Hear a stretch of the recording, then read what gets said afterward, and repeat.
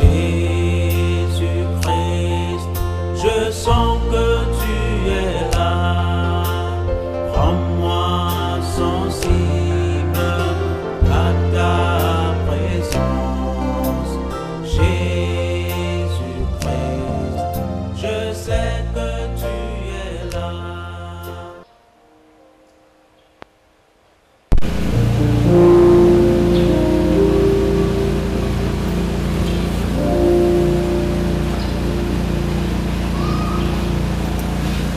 Seigneur bénisse.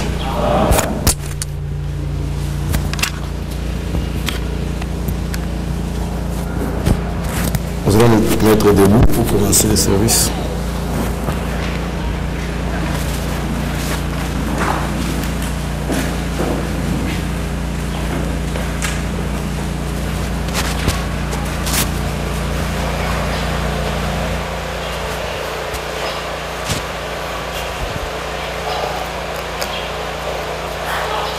Luc chapitre 6.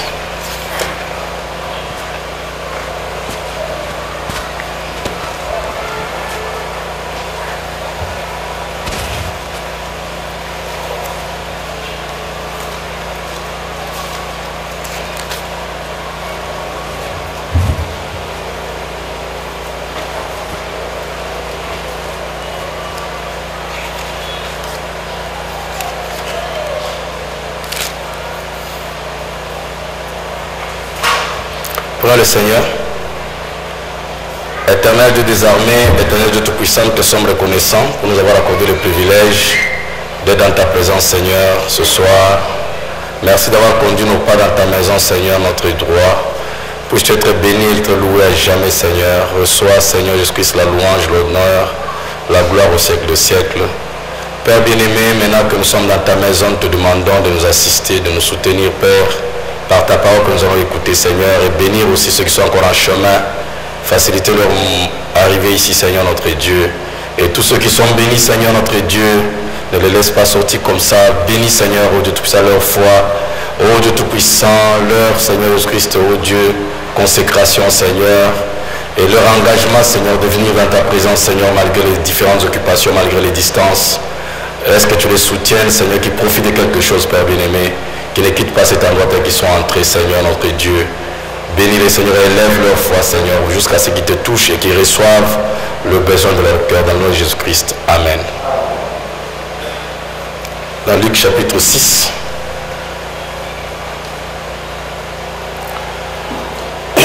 verset 46.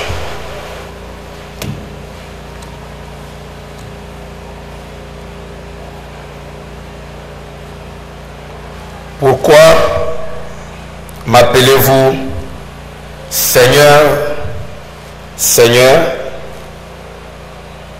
et ne faites-vous pas ce que je dis? Je vous montrerai à qui est semblable tout homme qui vient à moi, entend mes paroles et les met en pratique. Il est semblable à un homme qui, bâtissant une maison, a creusé profondément et a posé le fondement sur le roc. Une inondation est venue et le torrent s'est jeté contre cette maison sans pouvoir l'ébranler parce qu'elle était bien bâtie. Mais celui qui entend et ne met pas en pratique est semblable à un homme qui bâtit une maison sur la terre sans fondement.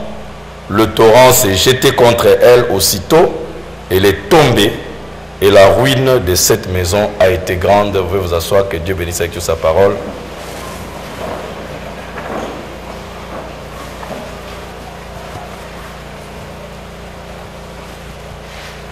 Je crois que, comme je le dis souvent, comme vous le savez, nous prenons le jour de mercredi comme jour de prière. Et nous voulons enseigné sur la prière, afin que quand nous prions, nous puissions réellement prier selon la parole, selon la volonté de Dieu, pour que Dieu nous écoute, Dieu nous exauce. Parce que si nous faisons quelque chose en dehors de sa parole, nous savons qu'il ne peut pas nous exaucer. Alors, je vais parler un peu sur la foi. La foi. Et ce que j'ai dit, comme vous le savez, ce n'est pas du nouveau. Ce n'est pas quelque chose que vous n'avez jamais écouté. Vous le savez déjà, vous l'avez entendu, je vous l'ai répété et je reviens encore là-dessus ce soir pour que vous puissiez essayer d'appliquer ça et recevoir les bénéfices de cela. Je crois que l'écriture que nous venons de lire est très claire, très directe. Jésus nous parle.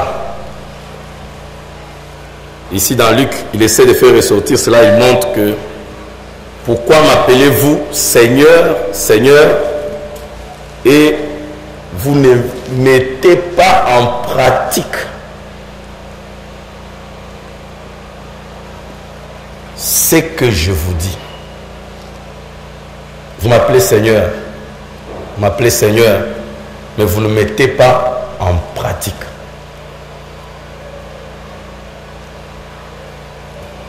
Vous savez, Dieu nous a bénis, il a prononcé les bénédictions sur nous et il a montré que cette année c'est l'année de l'excellence. Et nous avons montré que nous serons là pour accompagner l'accomplissement et la matérialisation de ce que Dieu nous a dit.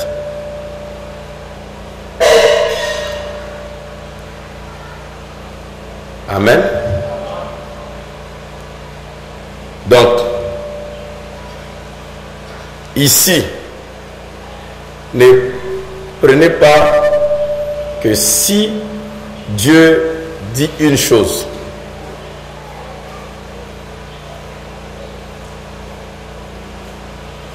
et vous ne réagissez pas en retour, vous recevrez cette chose-là.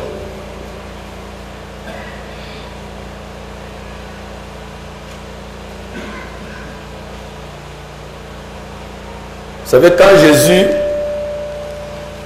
a appris que Lazare était mort, il a dit à ses disciples, il dort, nous allons le réveiller.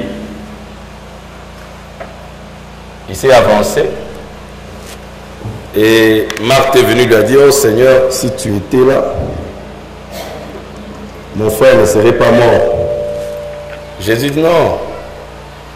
Si tu crois, tu verras la gloire de Dieu. L'enfant voilà me dit que regardez, quand Jésus avance,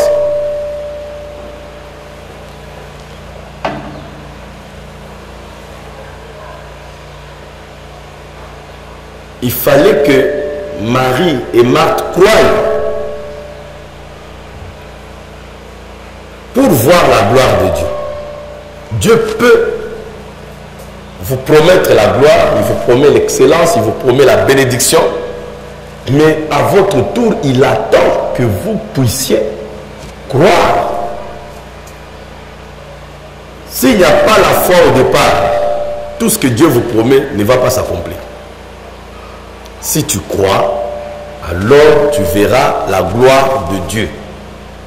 Cette chose, ce principe s'applique sur tout ce que Dieu vous promet, ce que Dieu vous donne. Et quand il avance, il arrive à la tombe. Après avoir pleuré, il rend gloire à Dieu, il dit à Marie et à Marthe d'enlever la pierre. comme vous connaissez bien l'histoire, il était accompagné des disciples, il était accompagné des apôtres, il était accompagné des curieux, il était accompagné des amis qui étaient au deuil, qui étaient venus consoler. Il y avait beaucoup d'hommes. Il ne demande pas aux gens d'aider Marthe et Marie d'enlever la pierre. Il demande aux femmes qui étaient déjà éprouvées, qui étaient déjà blessées, qui étaient déjà fatiguées parce qu'ils n'étaient qu'à 3 dans la famille. Leur seul frère est mort. Elles sont éprouvées, dérangées. Et voilà, il leur dit enlevez la pierre.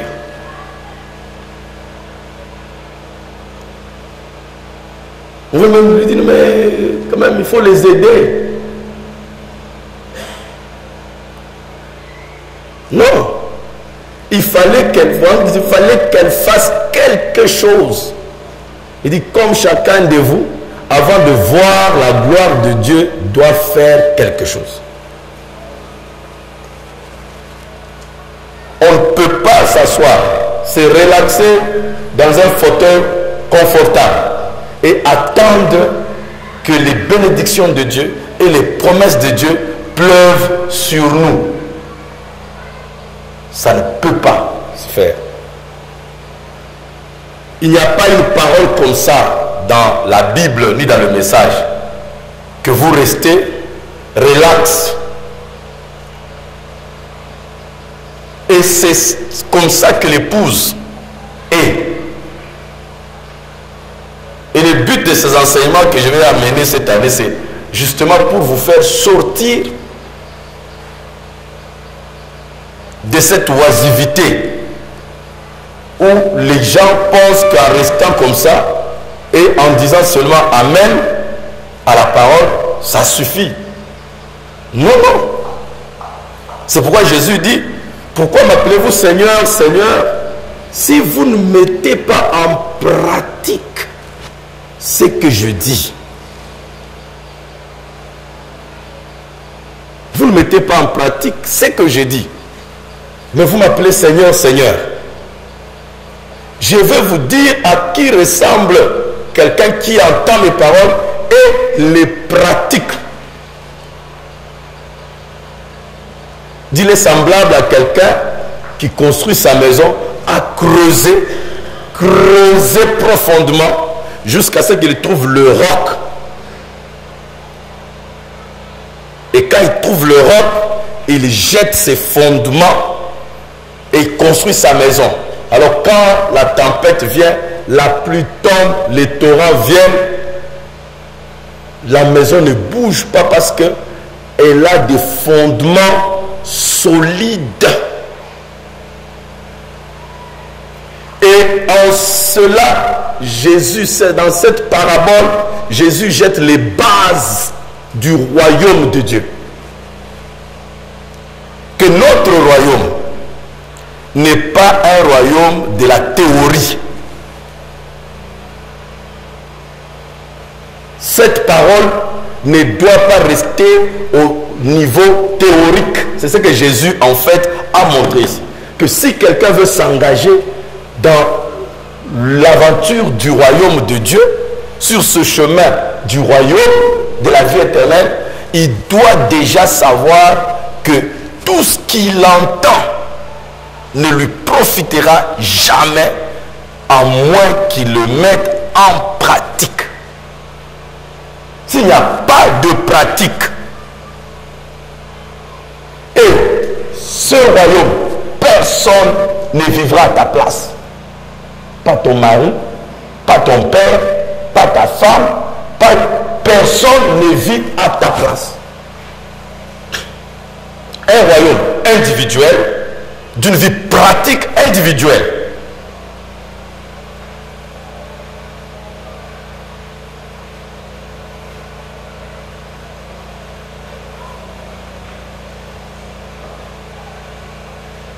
Et c'est lui qui pratique.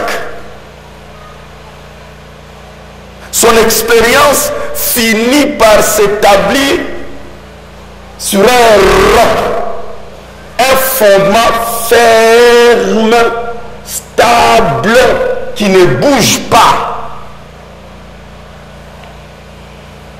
C'est ainsi que la foi doit être. La foi vient par la pratique. Tu vis par la foi. Donc tu essaies, tu vis. Je suis le chemin, la vérité et la vie. C'est un problème de vie. Vous vivez. Ce que vous écoutez, vous devez le pratiquer. Tout ce que vous ne pratiquez pas, vous ne connaissez pas ça. Vous ne connaissez pas ça. Vous pouvez lire beaucoup de brochures. Vous chercherez à vous rappeler que ça j'avais lu où comme madame avait dit. Des seules choses que vous maîtrisez, que vous n'oublierez jamais, c'est ce que vous avez vécu. Quand on vous pose la question sur votre vie, vous n'oubliez pas ça. Non, tel jour, il y a telle chose que j'avais fait et cette chose, telle chose m'a été arrivée. C'est ça la connaissance, la véritable connaissance.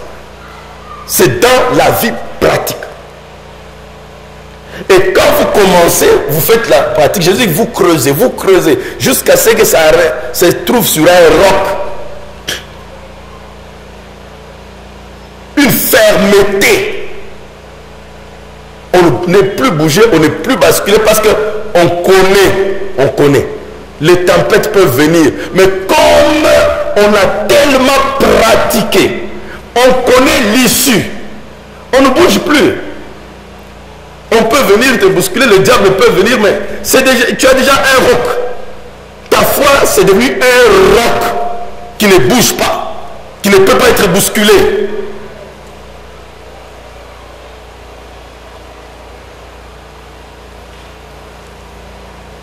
Et ça, c'est une chose qui manque parmi nous, mes frères. Ce n'est pas que la vérité est trop loin. Ce n'est pas que Dieu est trop loin. Non, tout est avec vous. Tout est en vous. Il n'y a personne ici qui peut me dire que non. Il n'a jamais expérimenté la petite voix avec tout ce que nous avons enseigné. Qui peut dire qu'il ne connaît pas ce que la petite voix est?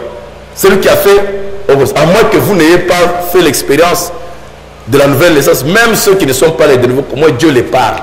Je vous ai dit que Dieu parle tantôt d'une manière, tantôt d'une autre. Dieu vous parle.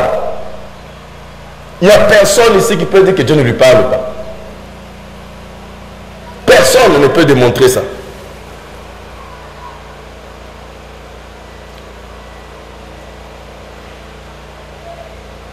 Vous suivez ça? Personne.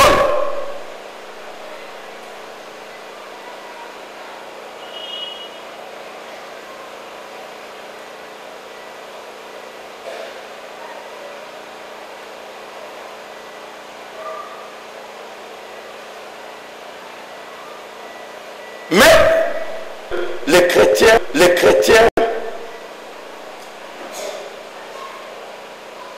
préfèrent ne rien faire. La paresse, la négligence. Ça, c'est l'apanage des chrétiens d'aujourd'hui. On préfère rester dans les théories, on préfère rester dans ceci. On a peur d'essayer.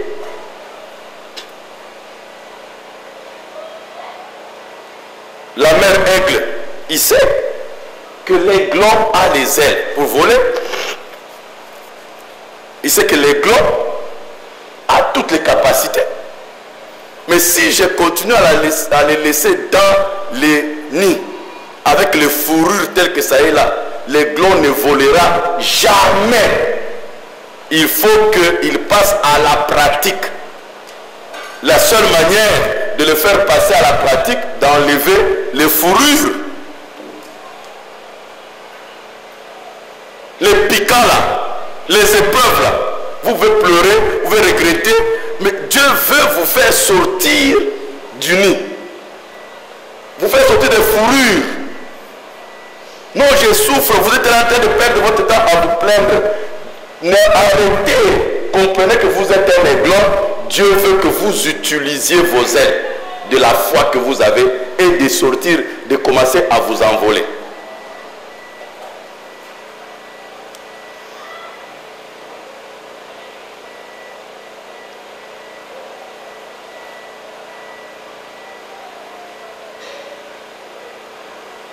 Dieu veut que vous puissiez vivre par la pratique, parce qu'il sait que la vie ne vient que par la pratique. La foi ne vient que par la pratique. En faisant une fois, en faisant deux fois, en faisant trois fois. Il donne même les exemples, frère, que même vous buvez votre tasse de thé, c'est par la foi. Un jour, vous n'avez pas la foi pour boire. Soulevez même la tasse de thé, c'est boire, vous n'avez pas la foi. Votre mère devait vous mettre la cuillère dans la bouche. On devait vous faire boire, jusqu'à ce que quand tu grandis, petit à petit, commence à te servir. Tu renverses les histoires, tu fais ceci, sans que vous vous rendiez compte. On vous amène dans une vie de pratique, jusqu'à ce qu'aujourd'hui, vous croyez que c'est facile de prendre la tasse et boire. Mais voilà, vous croyez que c'est naturel. Non, cela a été tellement pratiqué que c'est devenu naturel. Nous tous qui conduisons les voitures, nous savons. Quand on a commencé, comment c'était? Il y a des gens qui ont des permis. Il a peur d'être en volant.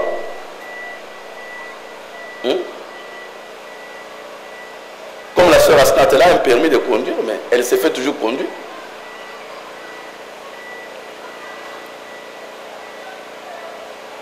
Il y a des gens qui ont des permis. Je vous ai donné l'exemple de Marcel. Il a un permis. Mais pour ramener ma voiture, il faut que Rock vienne. Il y a des gens qui ont des permis, mais il ne peut pas conduire. Pourquoi? Parce qu'il a appris la théorie. Et il a tellement appris la théorie, mais un peu de pratique, jusqu'à ce qu'il a réussi même le permis. Mais comme il n'y a pas de pratique, la foi qui n'est que rien d'autre que la confiance. Vous comprenez? La confiance dans la conduite, que je suis un chauffeur, que je peux rouler sans faire un accident. Cette confiance-là ne peut pas venir avec la simple théorie. C'est en pratiquant. Quand tu pratiques, que la confiance s'établit. C'est ce que j'essaie de vous dire, c'est que Jésus est en train d'enseigner. Que c'est semblable que celui qui entend mes paroles et les pratique est semblable à quelqu'un qui creuse profondément jusqu'à ce que sa fondation se pose sur le roc. Donc cette confiance, il a maintenant confiance que chaque fois qu'il y aura telle situation, il y aura telle réaction. Là, tu as confiance. Donc la parole que vous avez écoutée est vraie. Le Dieu qui est dans vos cœurs est vrai. L'Éternel est en chacun de vous. Il est réellement là. Il ne viendra pas. Il est déjà là. S'il n'était pas là, vous ne serez pas ici. C'est lui qui vous amène ici chaque jour. Que le pasteur soit là, que le pasteur ne soit pas là, que ça marche, que ça ne marche pas. Tu es toujours ici. Ce n'est pas un homme, ce n'est pas l'esprit de diable, c'est Dieu.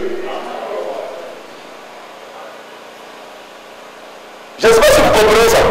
Que tout don excellent vient de Dieu.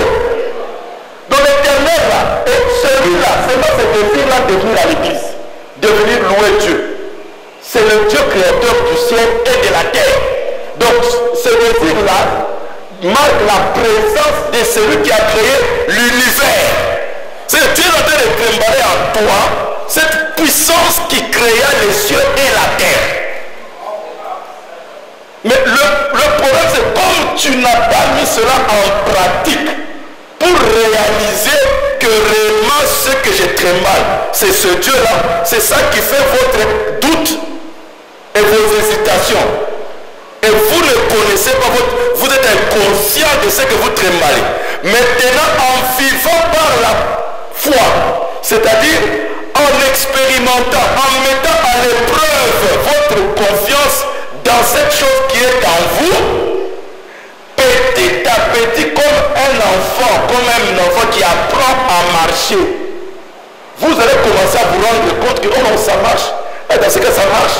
Et ça marche. Est-ce que vous suivez? Et quand vous avancez comme ça jusqu'à ce qu'à un moment donné, ça va tellement se répéter que vous aurez confiance que la chose que j'ai, chaque fois qu'il y a telle situation et que je me connecte à elle, elle me dit ceci, ça ne rentre pas.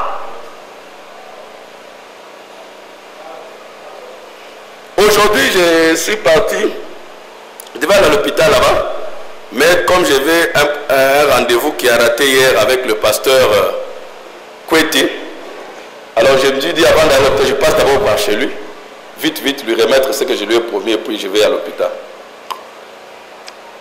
Il habitait chez le pasteur Kassongo. Alors, quand ils sont venus, on a commencé un peu à causer. Et ça s'est retrouvé que je me suis retrouvé maintenant en train de parler des choses que j'enseigne, que je vous enseigne souvent. Je partage des témoignages, un peu de témoignages comme ça. On a commencé à parler un peu sur Joseph Boussiengue qui a eu des enfants. Alors, moi j'étais surpris quand Antipas m'a dit que tu sais que Joseph a des enfants maintenant. Alors j'ai commencé à leur donner le témoignage. Il dit, on a appris ceci. J'ai dit oui. Et sa femme me dit, non, il y a une soeur à Kinshasa. La femme de Kasson me dit, il y a une soeur à Kinshasa, soeur telle. Il m'a donné le nom, je ne me suis même pas rappelé. Elle a aussi conçu, et là maintenant, elle a un bébé. Elle dit aussi que c'est frère Jos qui a prié pour elle. J'ai dit, effectivement, j'ai pris pour les gens, mais à un moment donné, c'est tellement, j'ai commencé à oublier.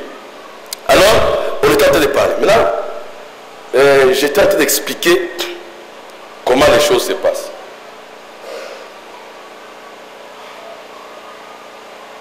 Et quand j'ai commencé à leur donner le témoignage, j'ai donné un peu le témoignage de Fouébé, comment la petite voix m'a parlé, et ainsi de suite. Alors le pasteur côté me demande, mais comment est-ce que tu entends cette voix-là? Alors j'ai commencé à lui expliquer, après je me suis retrouvé, j'ai tenté de leur parler de beaucoup de choses, et ainsi de suite.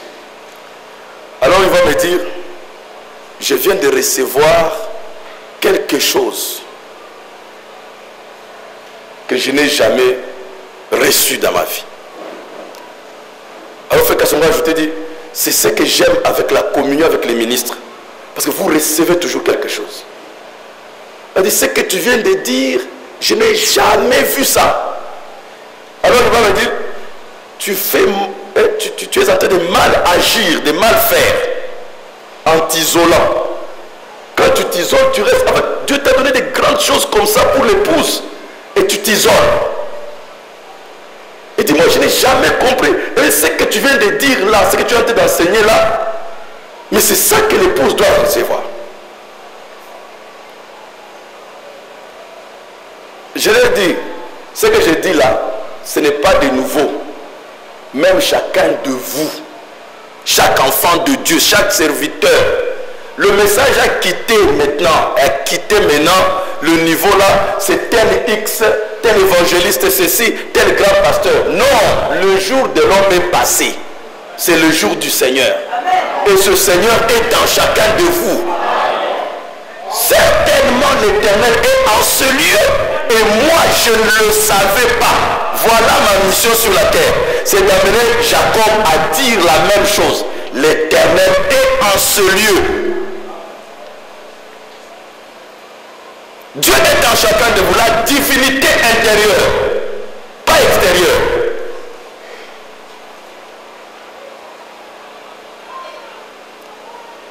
Et si vous ne mettez pas en pratique, vous ne mettez pas ce Dieu qui est à vous à l'épreuve, vous ne saurez pas.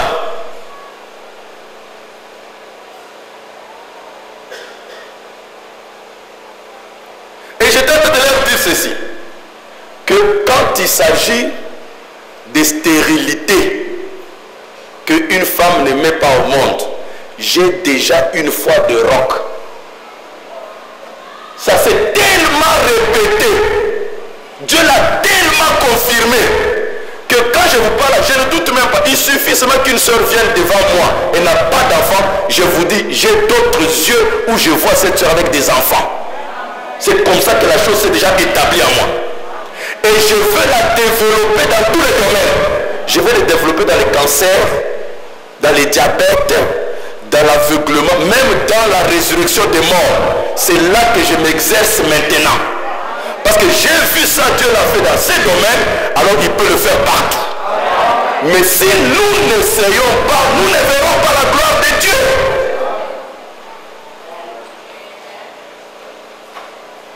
Nous ne verrons pas la gloire de Dieu. Vous croyez quoi? Quand les choses deviennent difficiles, vous pensez que c'est Dieu qui... Cessez de croire cette histoire-là où, quand nous avons des problèmes, c'est Dieu qui vous punit. Les gens croient aujourd'hui que quand on est chrétien, on est béni de l'Éternel, c'est que tout doit marcher bien. À la maison, il y a la paix. On peut dire, ah, frère, dans cette église-là, il y a trop des épreuves, frère. C'est Dieu qui n'est plus avec eux. C'est faux.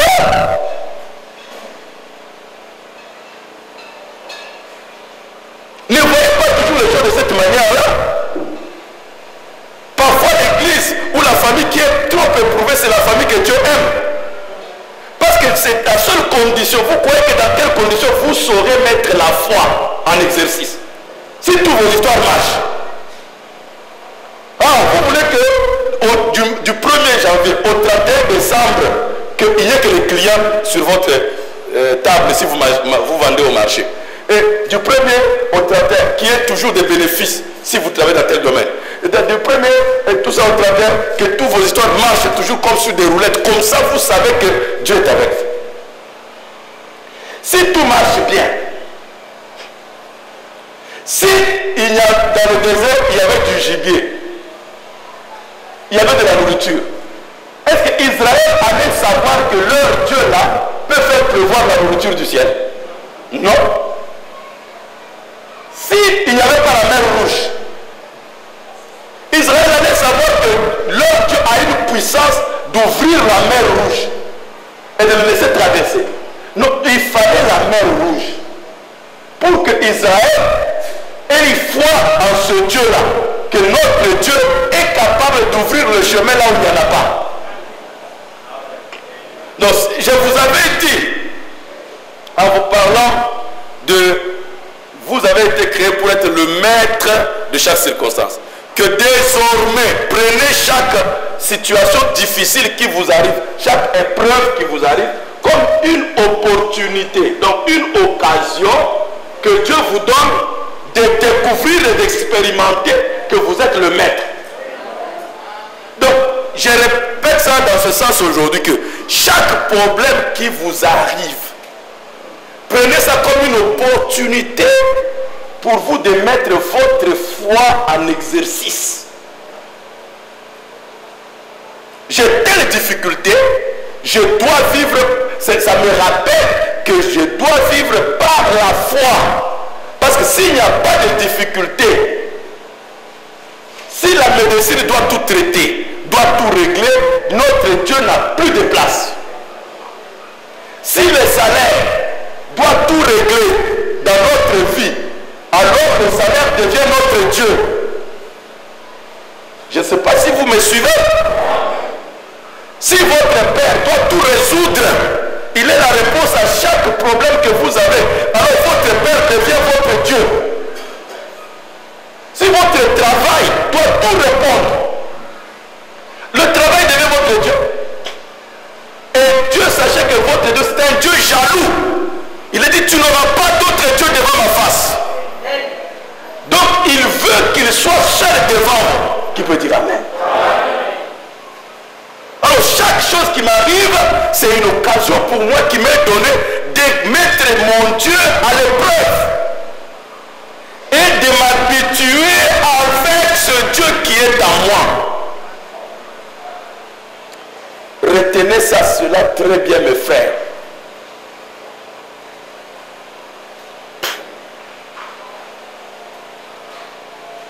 Si tout doit marcher par l'argent, c'est pourquoi moi j'ai toujours dit aux gens que c'est la foi et la volonté, par la foi et la volonté que Dieu accomplit les choses dans la vie des gens. Branham dit quelque part, l'argent n'est pas la réponse à tout. Il dit l'argent n'est pas tout. J'ai vu frère Albert, il a témoigné de ça. Il dit, mes frères, il regarde ce bâtiment, quand il faisait la dédicace, il dit quoi? Il pense que nous avons beaucoup d'argent. Il dit, chaque fois que vous aurez des sérieux problèmes, et vous aurez des difficultés, vous aurez des questionnements à faire, rappelez-vous des Rehoboth Tabernacle. Quand vous voyez Rehoboth, sachez que la citation de frère Branham ici est vraie. L'argent n'est pas tout. Il dit aux gens, je ne rêvais même pas que je peux avoir une église, un tabernacle. Un jour, je suis allé chez Jos. On était avec frère Jos, il a commencé à me parler. Et il m'a donné, il dit, je vais te donner le secret pour construire un tabernacle. Il m'a donné le secret et je suis venu appliquer ça. Et voilà, le tabernacle est sorti. Alors il dit, l'argent n'est pas tout. L'argent n'est pas tout. Moi, regarde mes conseils, hein. Il a pris mes conseils, il a fait un tabernacle qui est même fini plus que moi, de loin. Très joli. Demandez à ceux qui ont vu ça, mes enfants, Antipas, ils vont vous dire que c'est très joli tabernacle. L'argent n'est pas tout. Il est entré dans le secret. Et quand quelqu'un arrive à ce niveau-là, où il peut voir une grande bâtisse être bâtie sans argent de sa propre poche, sa foi s'établit. Il sait qu'il peut croire à Dieu pour n'importe quoi. Dès qu'il s'est engagé, il est venu sans argent, ça va, il a posé déjà la pierre angulaire. Il a invité toutes les églises, manifestations, tout ça. Les prédicateurs ont prêché, tout ça. Et on a posé la pierre angulaire. Dès qu'un frère a vu ça, il dit non, non, non, non. Ces jeunes viennent de commencer l'église. Même pas 2 ans. Maintenant, il est parti chez lui. Il a acheté camion de moellons. Ah, le pauvre, on est venu renverser. Renverser. Et ça, c'est parti comme ça. L'église a commencé à se construire.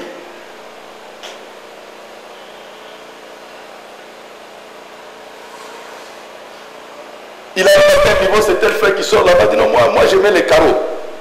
Toute l'église met. L'autre, oh non, moi je... Et c'est parti comme ça.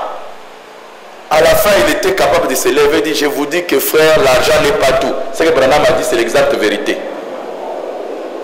Pourquoi? S'il pensait compter sur son argent, calculer. C'est pourquoi moi je me demande toujours les enfants de Dieu, quand on leur demande ceci, on dit, ah c'est trop, vous commencez à...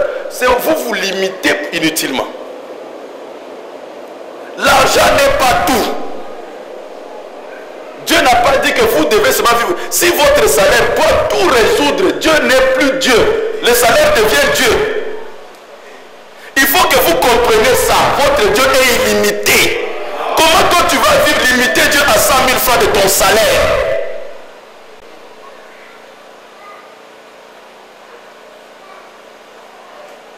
J'ai des témoignages de gens qui n'avaient pas, qui n'ont rien, le salaire n'a pas augmenté.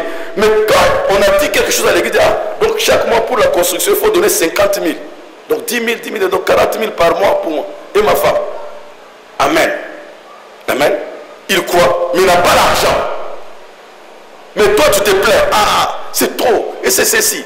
Tu es en train de limiter Dieu, pourquoi? Et tu as dit que l'argent doit sortir seulement de ta poche. Est-ce que Dieu, tout ce qu'il détient là, tout ce qu'il est là, c'est limité à ta poche? Mes frères bien-aimés, vous devez savoir qui est votre Dieu. Dieu peut faire sortir même le président de la République qui vient mettre l'argent chez toi. Dieu est capable de le faire. Dieu n'est pas limité à quelque chose. Lui, il veut seulement voir si tu le crois ou pas. Dieu est capable de bousculer ce qui n'est pas bousculable.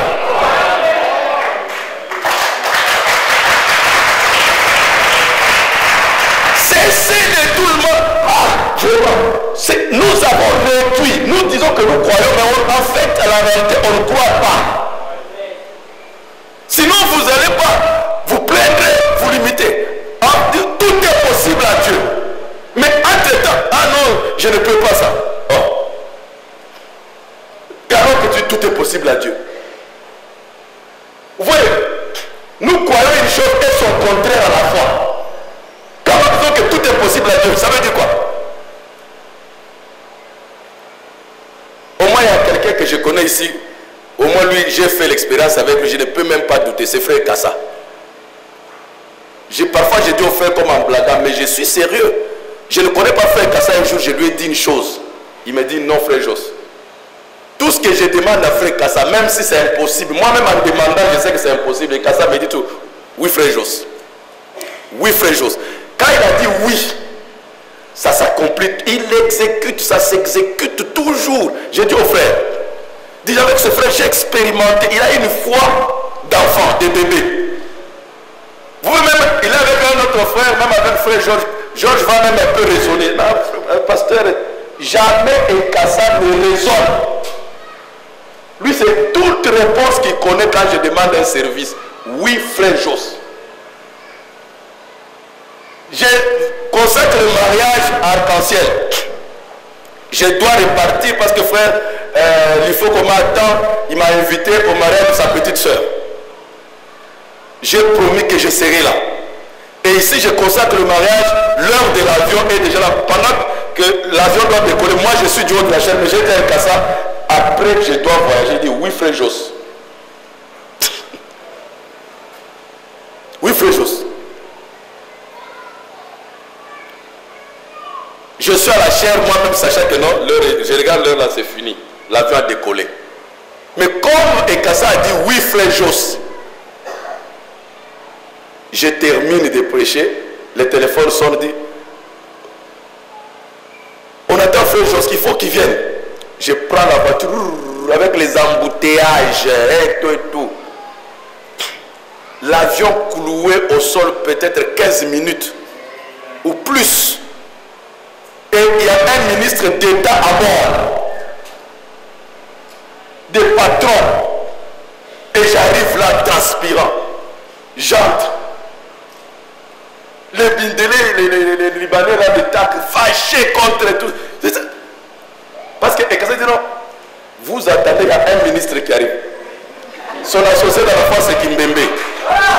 Ils sont avec Kimbembe dans l'histoire. Un ministre arrive. Et pour eux, ils croyaient que c'est le ministre d'État. Mais c'était le ministre de l'Éternel.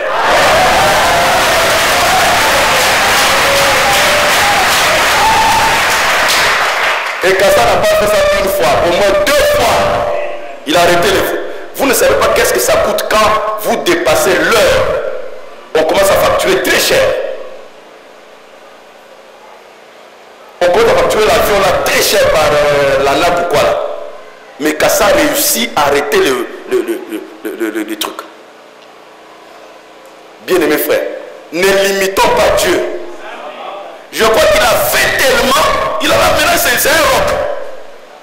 Dès que j'ai dit, oh oui frère Jos, dès que tu dis là, ça va se faire tel qu'il a dit là. Est-ce que vous me suivez? Parfois je lui demande un service qui demande de l'argent et je sais qu'il n'a rien dans la caisse.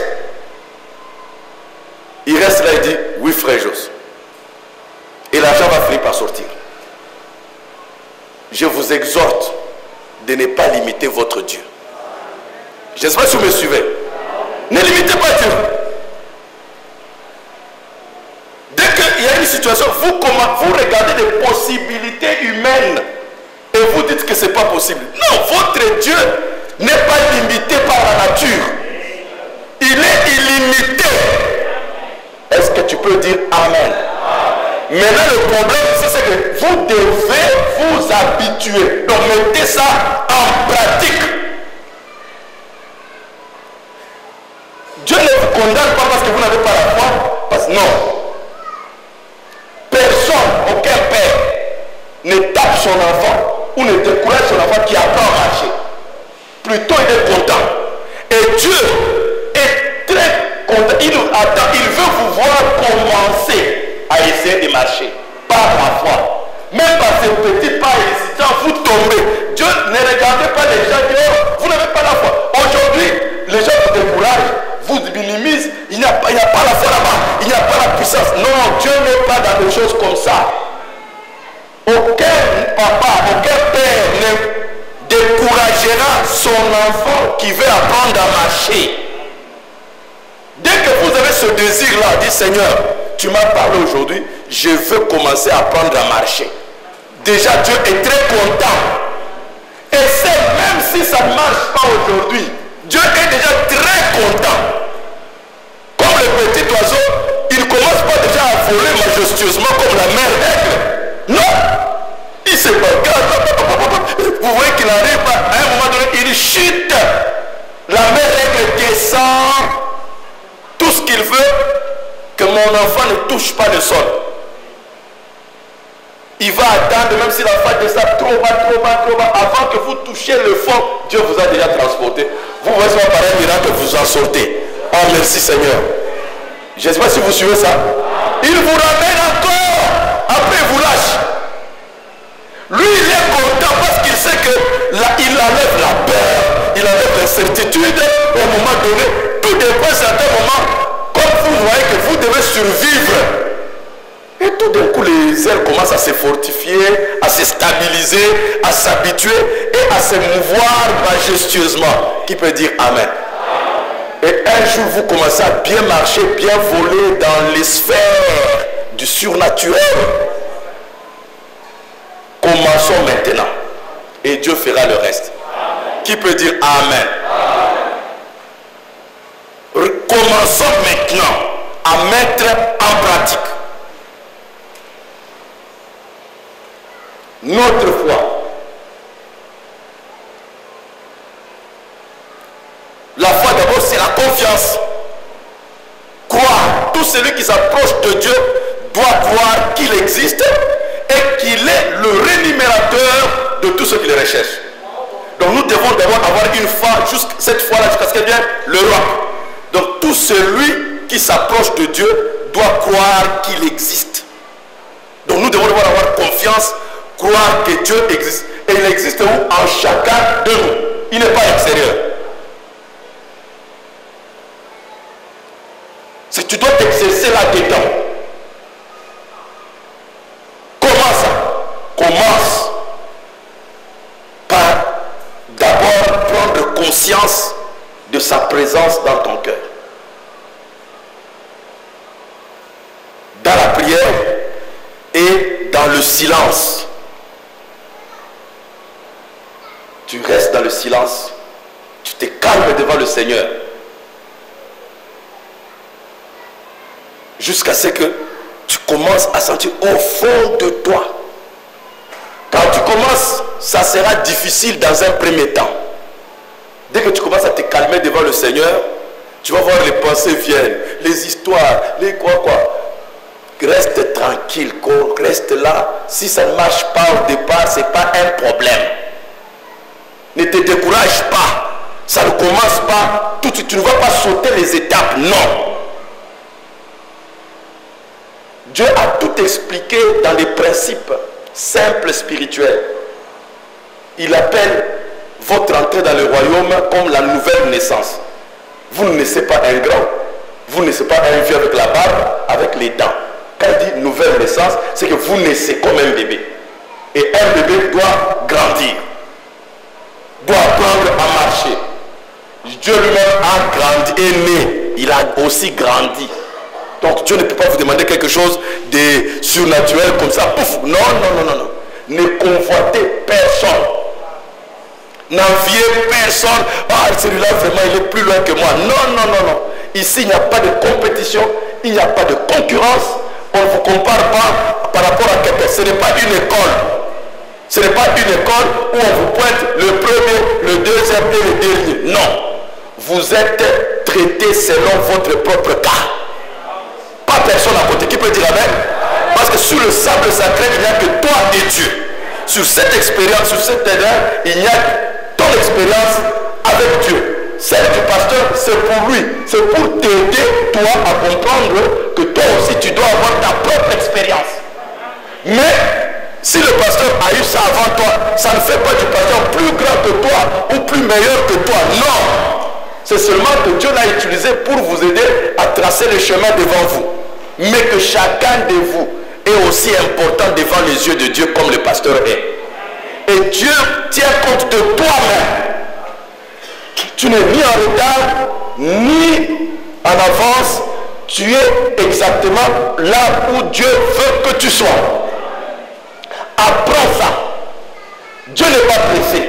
Dieu ne veut pas que tu cours.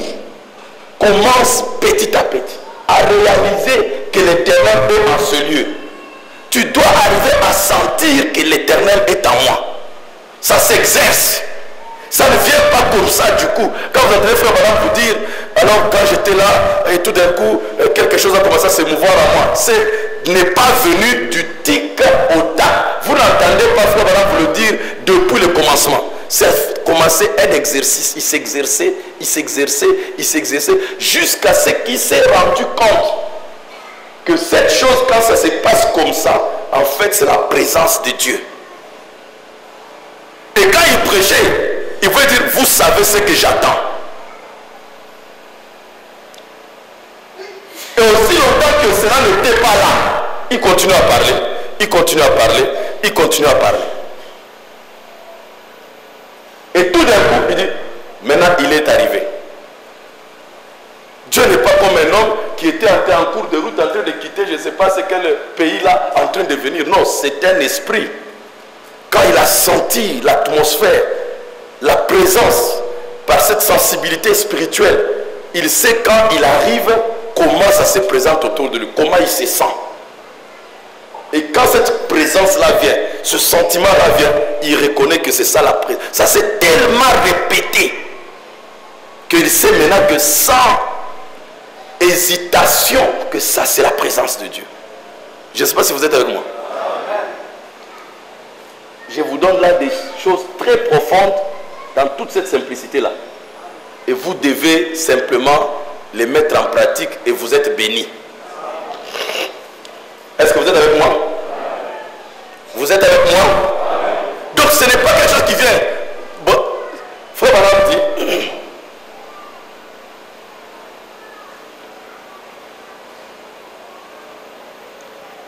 quand les gens viennent, il dit à quelqu'un qui est devant lui, la colonne de feu est sur toi. L'ange du Seigneur est sur toi. Mais l'homme là, il ne connaît rien. Il ne savait même pas que l'ange du Seigneur est sur lui. Alors Branham lui dit, tu sens un tel sentiment, non? Tu sens quelque chose comme ceci. Le sentiment, une atmosphère autour de toi. Il dit oui, oui. Il dit c'est la présence du Seigneur. C'est la présence de l'ange du Seigneur. Donc le type là, lui, il se sent, il est dans la plaine, il s'était là, il sent comme quelque chose là, comme c'est une peur, bien une crainte qui vient sur lui. Il dit cette crainte là, Branham lui dit que cette crainte là que tu sens là, c'est la présence de l'ange du Seigneur. Pourquoi? Parce que Branham était déjà exercé là-dedans. Il était déjà formé.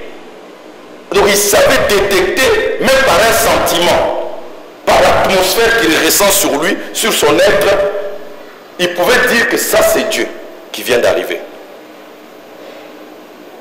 Et ça n'est pas quelque chose qui vient d'un jour, c'est un truc qui s'exerce.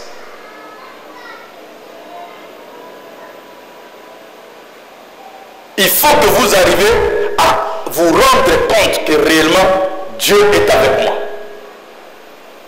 Dieu est avec moi.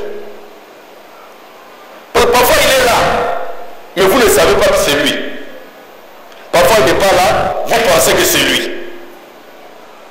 Donc c'est une situation très difficile qui ne se clarifie que dans une consécration. Une vie de prière. Parce que c'est comme c'est le domaine des esprits, Satan aussi peut venir vous l'amener ses propres mauvais esprits. Et vous devenez comme un fou, vous perdez la tête. Mais ici, je parle de la réalité de Dieu, de la parole. C'est pourquoi je dis toujours aux gens, si l'esprit vient sur vous et dit, ne donnez pas foi à tout esprit. Éprouvez chaque esprit. Il faut que si l'ange du Seigneur vient me dire quelque chose contraire à cette Bible, je ne le croirai pas. Il ne faut pas que le Saint-Esprit commence à te donner, fais ceci, des choses inutiles. Non, non. Si c'est lui, il doit respecter le message d'abord et la Bible. Il ne peut pas venir nous raconter des histoires et puis nous, ah la soeur là, maman, Dieu lui parle. Non, non, non, non, non, non. On veut entrer dans les histoires là, non. Et puis ici, je ne suis pas en train de parler des histoires ou des vases où tu dois être là pour que Dieu te donne le message de tel frère. Non, je parle ici de chacun. Chacun son Dieu qui s'occupe d'abord de ses problèmes. Avant que Dieu te montre la vie de notre frère, de notre... je veux qu'il parle de toi-même. Est-ce que tu peux dire Amen? Je veux un Dieu individuel.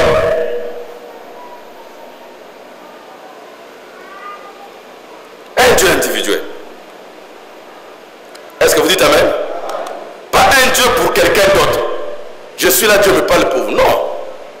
D'abord, je veux l'expérimenter. J'ai des problèmes. Il y a des difficultés. Je dois arriver à entrer en contact avec ce Dieu. Et ça, ce n'est pas la pratique. Je crois que vous êtes avec moi. Je dis bien, ce n'est pas la vie pratique.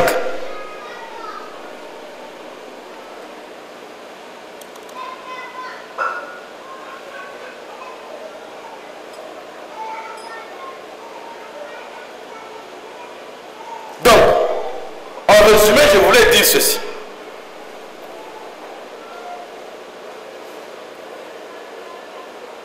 Quand un petit enfant commence à marcher, il fait quelques pas hésitant.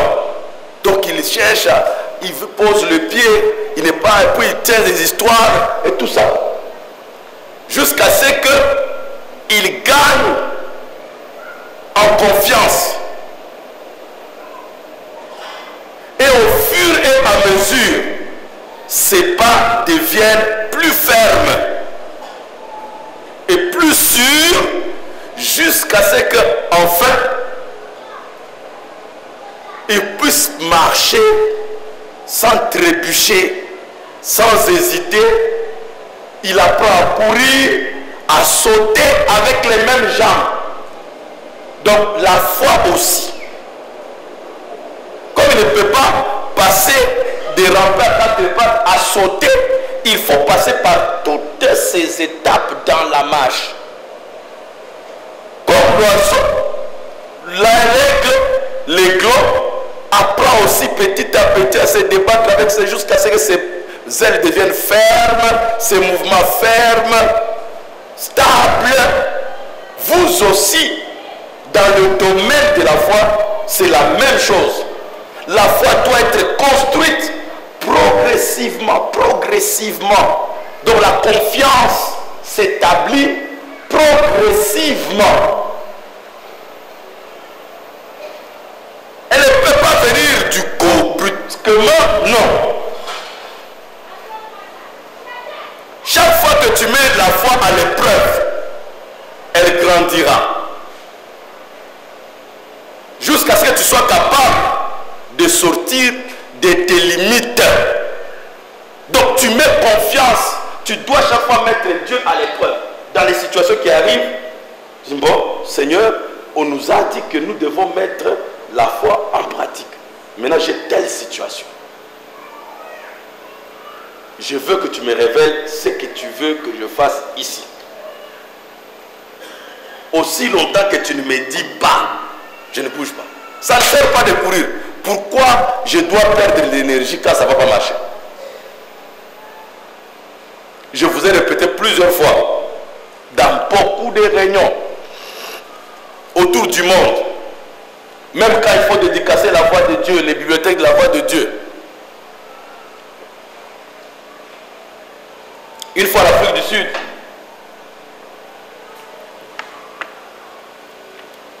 Frère Fexon m'a appelé, ils sont partis à Durban, une manifestation de la voix de Dieu. Alors Frère Fexon m'a dit, tu sais, Joseph m'a dit que c'est pour qu'il arrive, mais il ne faut pas dire aux gens. C'est pour qu'il arrive. Alors le bruit là était déjà parti comme ça, ah, Joseph arrive, Joseph arrive. Alors comme les gens aiment voir Joseph, pas Billy Paul, Joseph. Alors les gens étaient venus, nombreux, nous étions nombreux à Durban. On a loué le stade là où Frère Madame avait fait sa campagne. j'étais à côté de Ferguson, en contact avec Joseph. Tu arrives, boss, comme ils appellent boss. Are you coming? Il dit non, je continue à prier. Attendez, je continue à prier, je continue à prier, je continue à prier. Les réunions ont commencé, je continue à prier. Dieu ne m'a rien dit. Premier jour, deuxième, troisième, jusqu'au dernier jour. Les réunions finissent. Joseph dit, en tout cas, il ne m'a rien dit. Saluez seulement les gens de ma part, dites-leur que je les aime et tout et tout. Dieu ne m'a pas dit de venir. Alors quand Ferguson m'a dit ça, moi comme je connais déjà, depuis longtemps, Joseph avait déjà écrit dans ses revues-là, Catch the Vision, il avait déjà écrit notre Père. Et ça m'a frappé jusqu'aujourd'hui. Donc quand on disait que Joseph va venir, je savais déjà que ici, il faut que ce soit Dieu. Il a dit, notre Père nous avait dit que ne faites jamais quelque chose jusqu'à ce que Dieu vous le dise de le faire. Frère bien-aimé, ça m'a marqué jusqu'au... On a envoyé des billets d'avion à Joseph, on a fait tout ce qu'on pouvait faire. On peut même t'envoyer un avion te prendre. Joseph dit, je suis d'accord, mais j'ai pris d'abord. Voilà où nous devons arriver chacun de nous. Ce que je voulais dire, Dieu est en chacun de vous. Et la foi doit commencer par la pratique. Commencez à mettre ça en pratique. C'est-à-dire que quand il y a une situation, parlez à votre Dieu. Qu'est-ce que tu dis pour telle situation? Parle. Reste calme. Bonhomme dit, s'il ne répond pas aujourd'hui, il répondra après 1 heure. S'il ne répond pas après 1 heure, il répondra après 2 heures. Si pas aujourd'hui, demain. Si pas demain, après demain. Si pas cette semaine, la semaine prochaine. Si pas la semaine prochaine, le mois prochain. Si pas le mois, l'autre mois qui viendra. Vous devez apprendre à rester devant Dieu. Et il suffit seulement que dans telle situation, vous sentez la conviction que dans cette situation, Dieu veut que tu fasses comme ceci, ça sera comme ceci. Dès que vous le faites et que ça réussit, ah, ça y est. Directement, ça établit une relation de foi entre toi et la petite voix. Donc tu te dis que prochainement encore, je vais encore. Et quand vous faites ça, c'est ce qui dit que la foi commence à grandir progressivement. Est-ce que vous dites Amen? Donc la confiance dans la foi qui vous conduit grandit.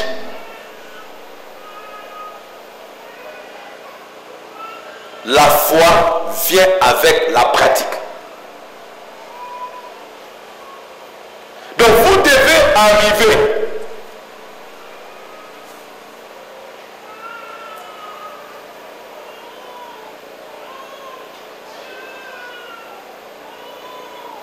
à vivre pratiquement par la foi. Et à un moment donné, vous allez voir que vous êtes sorti de vos limites, donc vous ne comptez plus sur les choses qui sont autour de vous ou les moyens que vous avez, mais vous avez foi en ce Dieu qui vit en vous. Qui peut dire Amen? Il peut vous amener dans une situation. Vous regardez tout autour, il n'y a rien. Mais comme lui l'a dit, va, fais ceci, je ferai ça.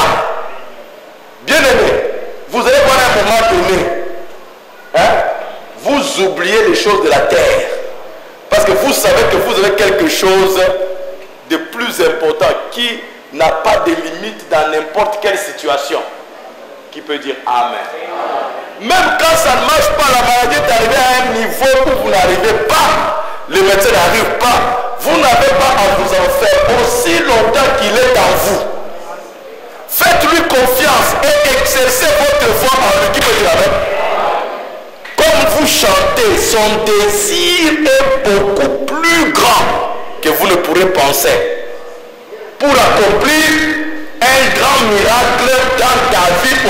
Donc Dieu, lui, il a plus le désir de vous bénir que vous-même vous avez le désir qu'il vous bénisse. Qui peut dire Amen? Mais ça doit commencer par un exercice de la foi. Que ça ne reste pas seulement la théorie. Commencez même petit à petit. Même une petite maladie, mettez foi en Dieu. Dès que voilà, le mot de tête a sauté. Parce que j'ai seulement cru. Ah, même le petit geste là que Dieu fait, vous établit, vous met la confiance. Tu pries sur une situation, dis Seigneur, tu te remets à Dieu. Dès que la chose marche, ça ouvre votre foi pour demander encore plus que ça. Mais ça demande de la pratique. Qui peut dire Amen? Vous ne vous asseyez pas quand vous dites Amen et puis vous sortez, vous restez là. Non, non. Retirez-vous, méditez, priez. Et commencez à chercher à mettre en pratique ce que vous écoutez.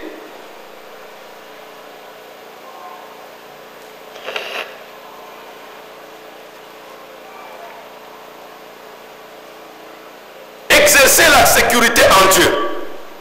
Que ma sécurité se trouve en Dieu. On doit s'exercer à avoir jusqu'à découvrir que la vraie sécurité se trouve en Dieu. Pas dans les choses matérielles, pas dans les choses du monde, pas dans les banques. Ma vraie sécurité se trouve en Dieu. Les gens ont mis la confiance dans l'argent, dans les banques. Mais la crise mondiale qui vient de passer ici a démontré aux gens qu'il n'y a pas de sûreté, de sécurité dans toutes les histoires ici. Bill Gates était le plus grand millionnaire du monde. Il se retrouve sa richesse divisée, c'est par combien? Personne n'est allé dans sa banque voler l'argent. Et tout. Mais il se retrouve du montant qu'il avait. Le montant est divisé. Il y en a qui se sont retrouvés le lendemain sans rien. Comme il avait mis confiance dans la banque, il va se voir au 50e étage, il saute, il met fin à sa vie. Parce que quoi? Son Dieu c'était son argent. Sa sécurité était dans ses histoires. Donc pour vous dire qu'il n'y a pas de sécurité dans les choses de ce monde, tu peux accumuler des biens, tu peux accumuler l'argent, mais si tu as Dieu en toi, c'est plus de sécurité que n'importe quoi. Est-ce que tu peux dire Amen? Est-ce que tu peux dire Amen?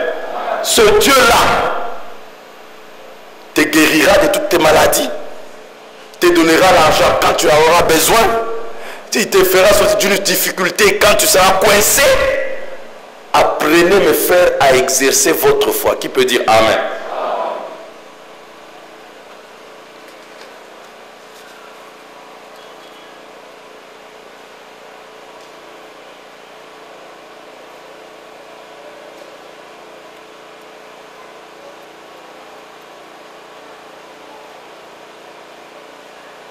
Avant de vous laisser partir, j'insiste encore que la leçon d'aujourd'hui, c'est la mise en pratique de ce que vous avez écouté. Et commencez par mettre en pratique la réalisation de la présence de Dieu qui ne fait jamais défaut. Donc, il faut que chacun de vous s'exerce que la présence de Dieu qui est avec moi, qui est en moi, ne me fera jamais défaut. Donc, ça ne manquera jamais. Et ça, ce n'est pas au pasteur de te faire réaliser ça. Ce n'est pas à ton père de te faire réaliser ça, ou ta mère, ou ton mari. C'est une expérience individuelle. J'aimerais que vous commenciez à réaliser, à ressentir cette présence de Dieu. Et comment cesser de perdre votre énergie et votre temps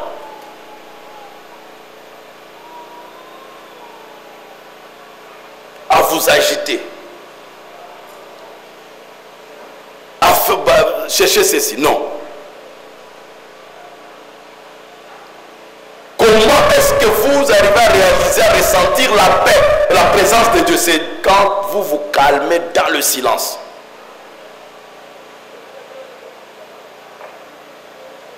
vous devez créer un silence en vous.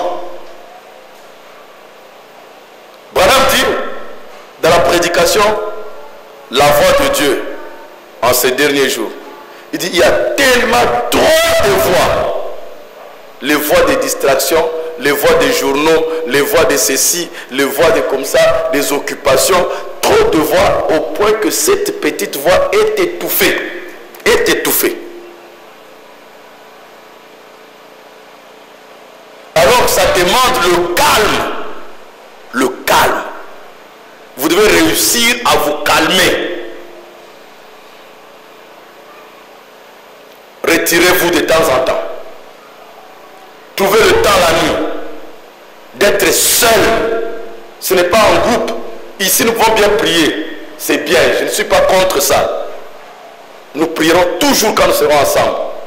La prière d'ensemble aussi fait quelque chose devant Dieu. Mais ce que je veux dire ici, c'est que chacun doit mettre en pratique sa connexion directe avec Dieu. Qu'il apprenne que son Dieu ne le fera jamais défaut. Jamais. Je ne veux pas que votre Dieu, votre expérience dépende de moi, du pasteur. Je ne crois pas en ça. Je ne suis pas comme les autres pasteurs qui amènent les gens à eux. Moi, je ne crois même pas une seconde. Je crois que Dieu est individuel. Je crois que Dieu est personnel. Je suis seulement là pour être utilisé afin que chacun de vous entre en contact direct et personnel avec son Dieu.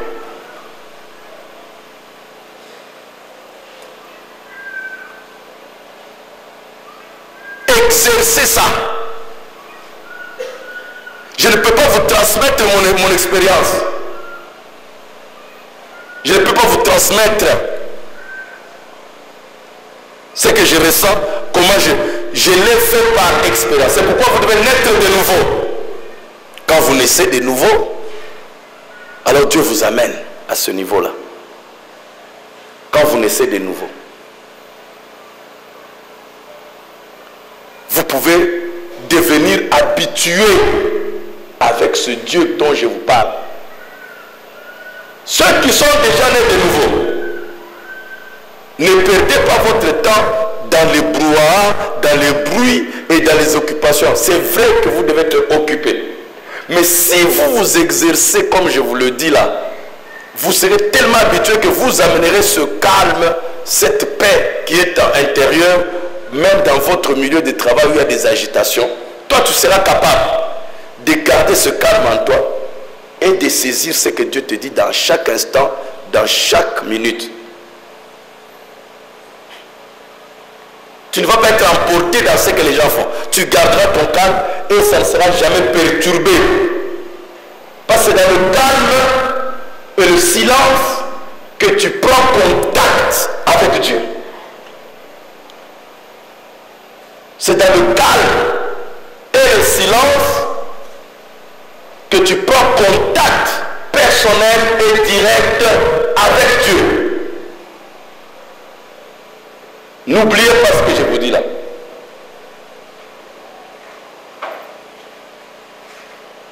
Calmez-vous devant l'Éternel. Calmez votre pensée. Il viendra avec des idées, avec des pensées, avec ceci. Mais calmez-vous jusqu'à ce que vous entrez en contact. À un moment donné, vous allez commencer à sentir du fond de votre cœur qu'il y a une vraie présence réelle qui existe. Une personne distincte. Est-ce que tu peux dire Amen? Tu peux dire Amen? Et quand parce que vous ne pouvez pas commencer à aller avec Dieu dans cette expérience de la pratique si vous ne réalisez pas d'abord sa présence à chaque instant.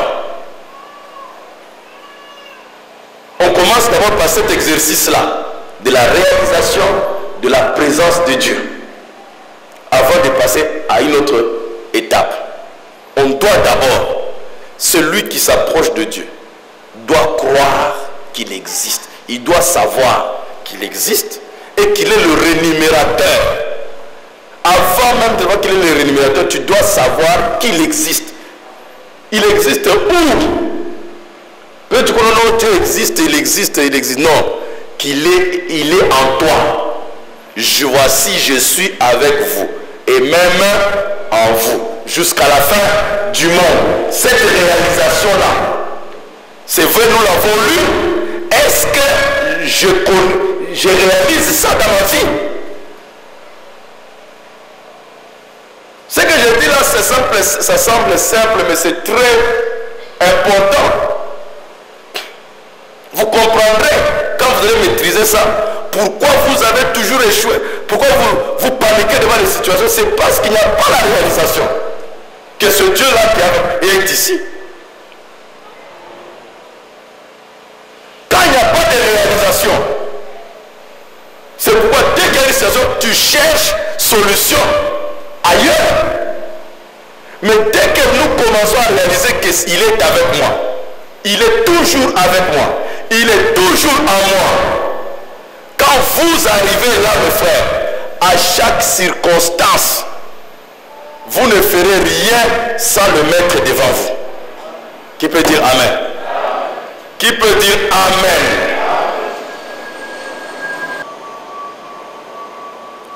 Qu'est-ce qu'il a dit? Voici, mon ange ira devant toi pour préparer le chemin. Qui peut dire Amen? Qui peut dire Amen? Voilà. L'ange de l'Éternel doit être devant toi. Ça veut dire dans ta conscience. Tu dois réaliser à chaque instant que cet ange est devant moi pour préparer le chemin.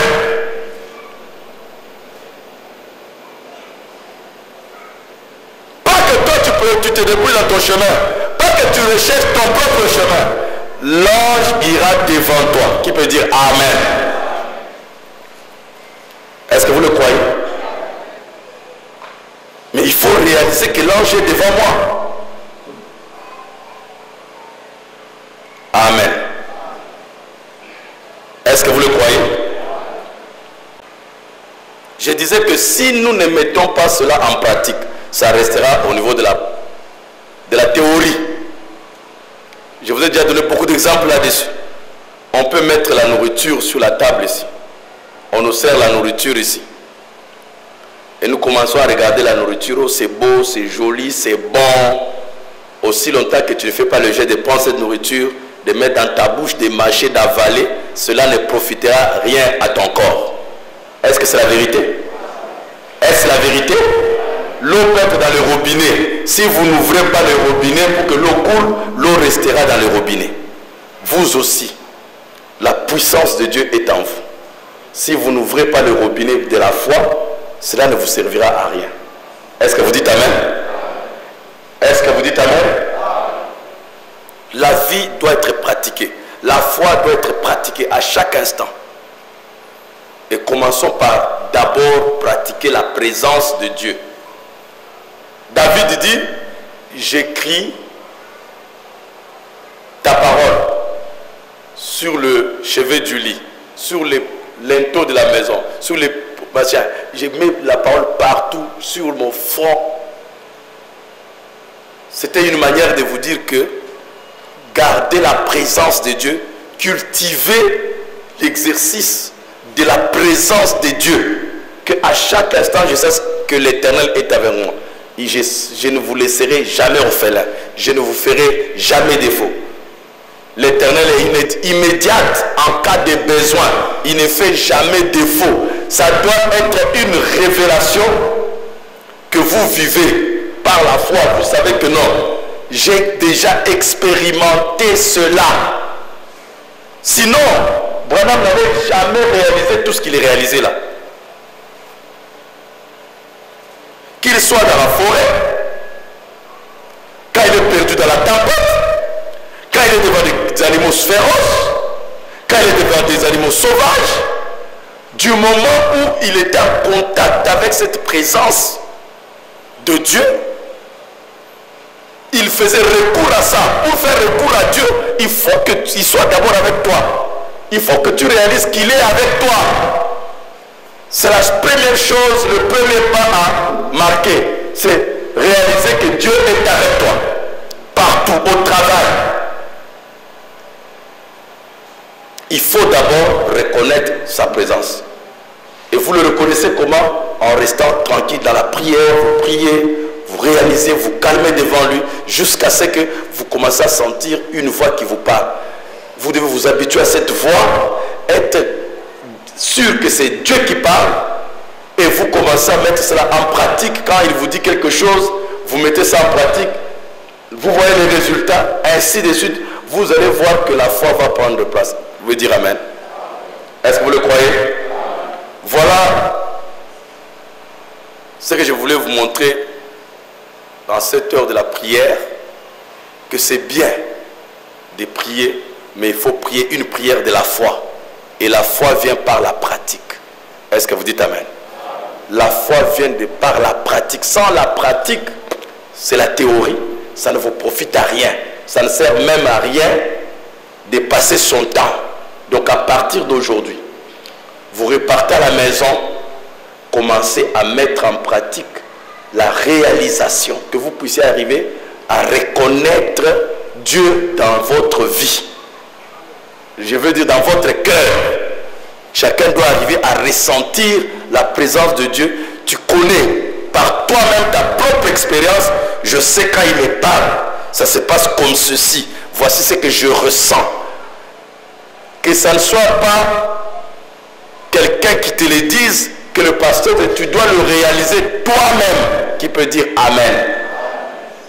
Pour finir, Frère Branham dit, je crois que c'est Siméon, il dit, regardez cet homme de peut-être 90 ans, vieux avec la barbe blanche, vieux fatigué, allant partout dire aux gens que je ne veux pas mourir jusqu'à ce que je voie le Messie.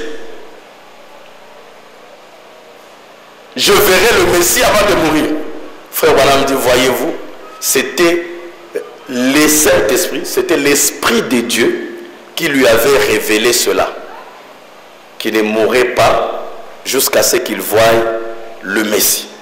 Il dit, c'est ce qui doit se passer avec chacun de vous. Quand le Saint-Esprit, la petite voix, vous parle, alors vous êtes plus sûr que ce que Dieu m'a dit va arriver. Qui peut dire Amen? Il dit, personne ne peut vous faire bouger de là. Mais cela vient par une expérience. C'est que Siméon avait expérimenté et quand cette voix me parle, ça ne rate jamais. C'est pourquoi le jour où il lui a dit que tu ne mourras pas sans voir le Messie, c'était déjà un roc.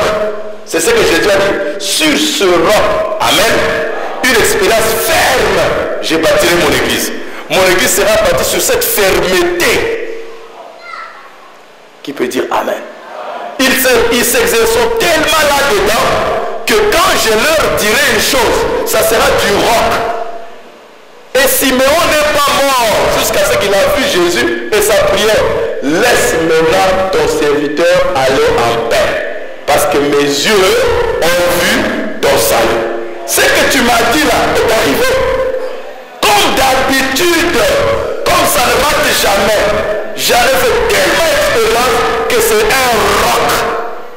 Sur ce roc, dites Amen. L'église ici sera bâtie là-dessus. Leur vie sera une vie de rocher. Leur expérience, les choses qu'ils vont expérimenter, ça sera bâti sur du roc, parce qu'ils ont une expérience où l'Esprit leur parlera, et ils verront la manifestation, et ça va ancrer en eux une confiance rocher, une foi roc, qu'ils sont très sûrs que quand ça parle, ça ne rate jamais. Au point que Branham disait, mes frères, si ça n'arrive pas à mettre sur mon dos, faux prophète. Quand quelqu'un arrive à défier les gens comme ça, c'est qu'elle devait avoir un roc, une foi rocher. Je ne sais pas si vous dites Amen. Est-ce que vous dites Amen? Donc il avait une foi rocher. Et je veux que chacun de vous ait cette foi-là. Amen. Que chacun de vous ait une foi rocher. Quand Dieu te dit une chose, tu es plus que certain que ça ne rate jamais. Tel jour, il m'avait, qui peut dire Amen? Qui peut dire Amen? Et je vous ai montré comment tous ces gens d'antan ont eu leur foi rocher. David témoigne. Peut-être quand vous avez la Bible, vous ne lisez pas ça. Mais quand Saül dit, ah, toi tu es un enfant, ce monsieur-là est rodé dans la guerre. Ce n'est pas hier qu'il a commencé à s'entraîner dans la guerre. C'était depuis son enfance. Et tel qu'il est habillé là, toi être petit comme ça. David regarde le Saül et dit, ô roi, une fois j'ai gardé le troupeau de mon père derrière les montagnes, un ours est venu et il a pris une brebis. Je l'ai poursuivi, je l'ai déchiré comme on déchirait un papier. J'ai arraché la brebis, je l'ai ramenée. Un autre jour, le lion est venu. Il a pris une brebis. Je l'ai poursuivi. J'ai arraché la brebis. Je l'ai déchirée. L'Éternel qui m'a délivré de la patte de l'ours et de la gueule du lion. Dites Amen.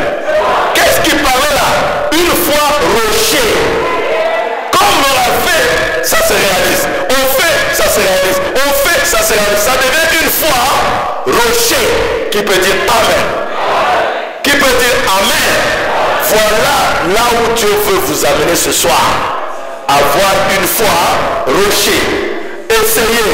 Dès que Dieu accomplit, on essaie encore. Il accomplit, on essaie encore et puis on s'arrête. L'Éternel qui a fait ceci. L'Éternel qui a fait ceci. L'Éternel qui a fait ceci. Il fera encore. Il me délivrera. Il délivrera ces Philistins, cette circoncision à mes mains. Aujourd'hui, je donnerai sa tête. Je couperai sa tête dessus. Et sa chair sera donnée aux oiseaux du ciel. Ils vont bien manger cela. Et il est parti avec une foi. Il ne tâtonnait pas. Dites Amen. Il ne tâtonnait pas. Voilà, il est allé, il a juste pris les pierres. Avec sa faute, il est venu aller. Il a lancé. Il n'a pas lancé très fort. Non. Il avait confiance. Une confiance rocher. Que quand la terre ici part, ce qui se passe derrière, ça ne me regarde pas. Le surnaturel accompagne les rochers. Dites Amen. Vous dites Amen. La pierre est partie. Branham dit, la fronde aujourd'hui c'est la petite prière. Et juste une petite prière.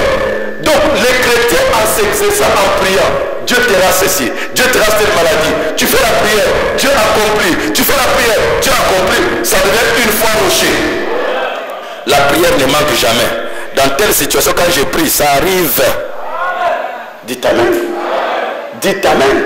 C'est vrai que je ne raisonne pas quand j'impose les mains sur une femme. Même si je n'impose pas, je prends souvent la parole sur elle. Que tu as déjà des enfants. Ça, je ne raisonne même pas. Ça va toujours arriver. Même si ça va 1 année, 2 ans, 3 ans, 10 ans, ça va arriver. Est-ce que vous dites Amen? Parce que j'ai déjà une foi rocher. Est-ce que vous le croyez? De tout votre cœur? C'est une foi rocher. Mais tu n'as pas peur quand tu voyages beaucoup les avions qui tombent. Je dis, j'ai une foi rocher là-dessus. Je connais déjà avant d'entrer dans l'avion. Qu'est-ce que je ressens pour monter dans l'avion? Si je ne ressens pas ça, j'anime l'avion. Même si, quand ça il a demandé lui, ils ont déjà programmé plusieurs fois. À un moment donné, à l'aéroport, on sait qui serait pasteur. Non, attends. Jusqu'à ce qu'on va le voir entrer, alors on va le mettre sur la liste. Parce qu'ils savent déjà que je supprime les vols comme n'importe quoi. Pourquoi? Je suis déjà habitué à Dieu. Je sais que quand je ressens telle chose, le chemin est ouvert. Voici, j'enverrai mon ange devant ta face pour préparer le chemin devant toi. Qui peut dire Amen? Qui peut dire Amen? Les pièges peuvent venir. Le diable peut mettre les pièges, mais comme l'ange va devant, est-ce que vous dites Amen? Est-ce que vous le croyez? Nous n'avons pas la force par nous-mêmes, mais nous avons confiance que l'Éternel qui est avec nous nous conduira toujours. Amen. Il ouvrira toujours le chemin devant nous. Commençons à nous exercer. Commençons et Dieu fera le reste. Est-ce que vous le croyez? Que Dieu vous bénisse.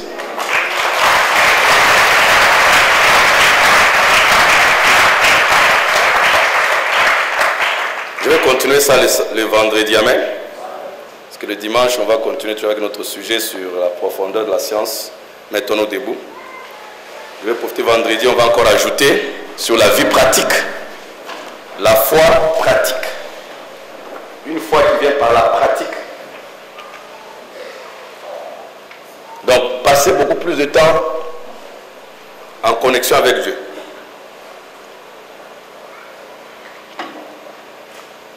Ça donne beaucoup de bénédictions, mes frères.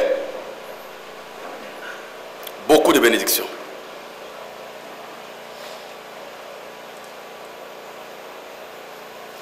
Amen.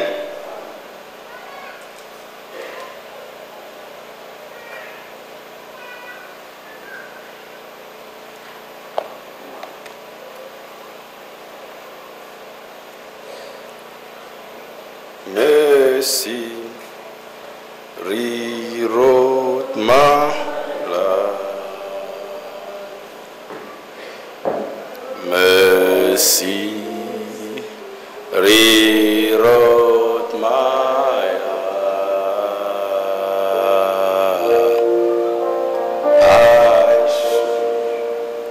Have fallen my soul, cast down, but mercy, mercy.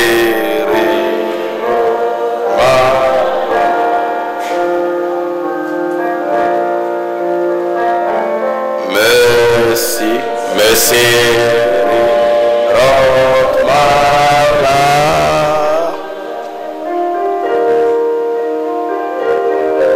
Mercy, Rot Mala.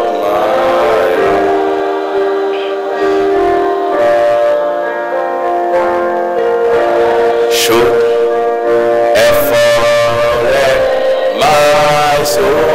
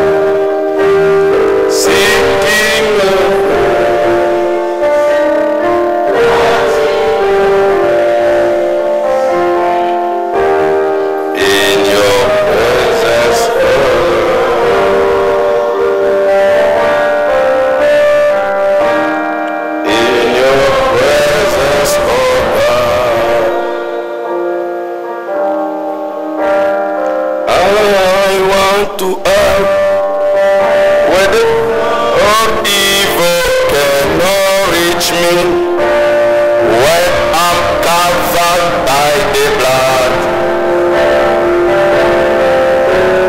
I want to be where the schemes of darkness cannot touch me.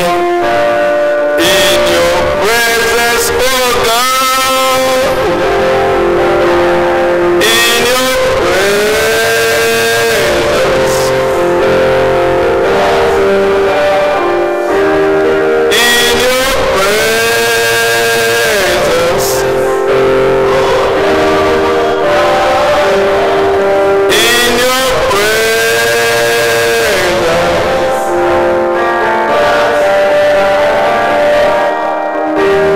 Seeking your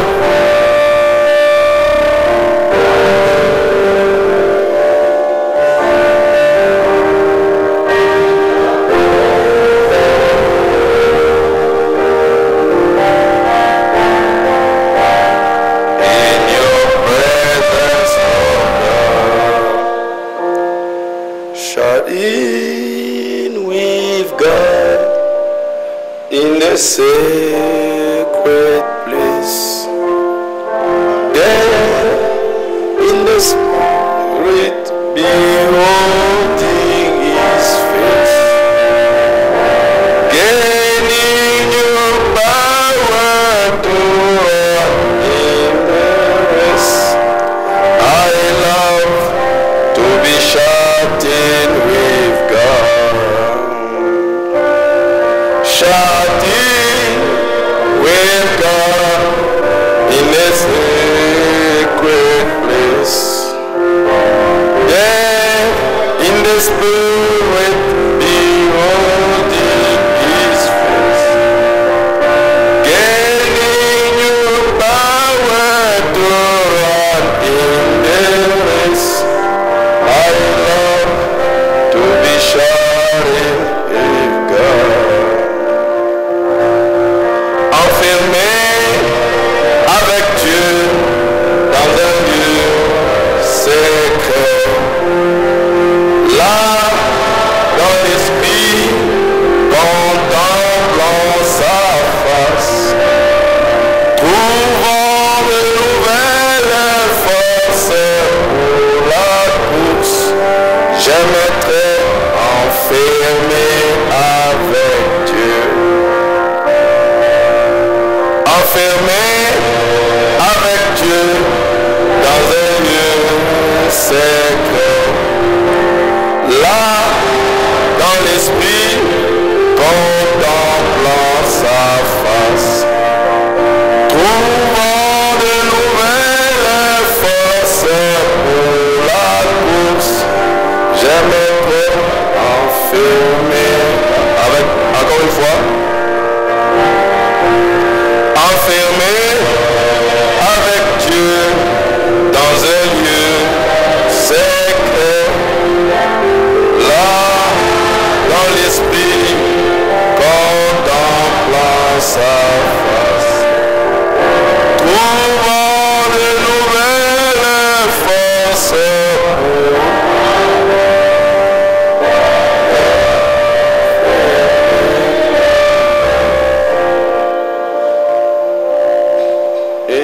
into the chamber.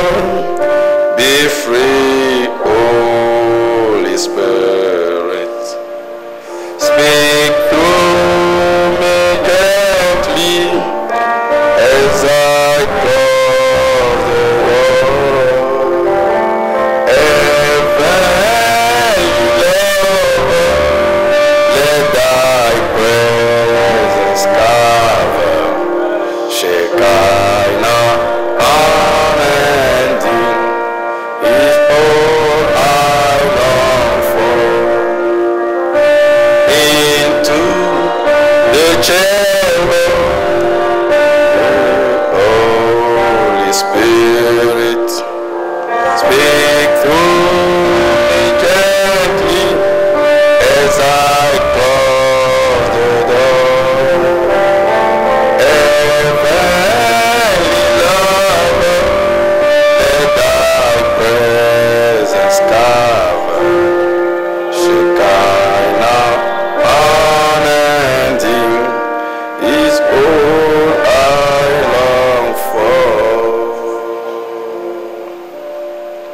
chacun parle à Dieu par rapport à ce qu'il vient d'entendre. Promettre à Dieu, Seigneur, désormais je vais m'exercer dans la présence. Je vais te sentir à chaque instant dans ma vie. À la maison, au travail, je vais garder cette présence, cette sensibilité de ta présence avec moi. Je veux que tu sois réel dans ma vie de chaque jour et que je puisse établir une conversation avec toi et que je puisse avoir une habitude, m'habituer avec mon Créateur, celui qui m'a créé, celui qui m'a fait. Le prophète a dit que quand l'homme s'habituera avec son Créateur, alors il aura une puissance illimitée. Que chacun puisse s'approcher de Dieu, parler à chacun. Chacun puisse parler à Dieu. Maintenant, prions le Seigneur.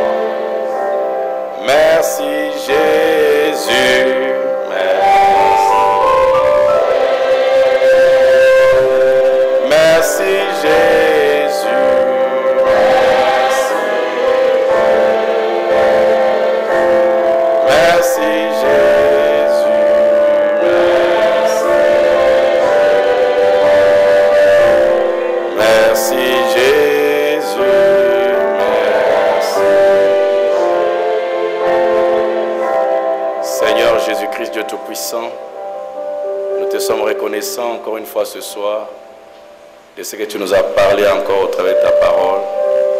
Maintenant, Seigneur, que tu as encore réveillé une fois notre conscience à la réalisation, Seigneur, de la présence intérieure de Dieu qui est en nous, Seigneur Jésus. Nous voulons, Père, mettre cela en pratique pour que notre foi grandisse, notre confiance dans la présence de Dieu qui ne fait jamais défaut grandisse, Seigneur. Sans la pratique, nous ne pourrons jamais, Seigneur, nous en sortir. Assiste-nous, Père, et assiste, Seigneur, tes enfants qui t'ont parlé. Accompagne les Pères dans le nom de Jésus-Christ. Amen. Nous asseoir.